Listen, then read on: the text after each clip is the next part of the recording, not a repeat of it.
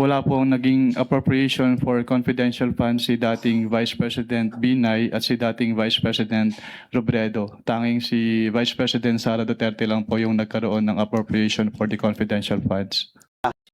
Mula sa pagtatanong ni Atty. Kapunan sa pagitan noong 2014 at 2024, dumaan ang tatlong vice-presidente, sila Jejo Marbinay at Leni Robredo, at syempre si Inday Sara.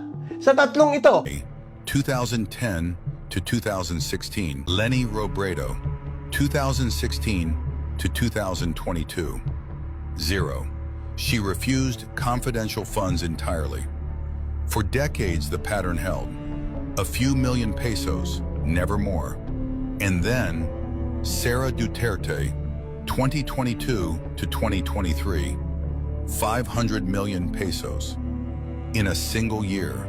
ito ay bukod tanging si Sara Duterte lamang ang humingi ng confidential fund na nagkakahalaga ng kalahating bilyon piso.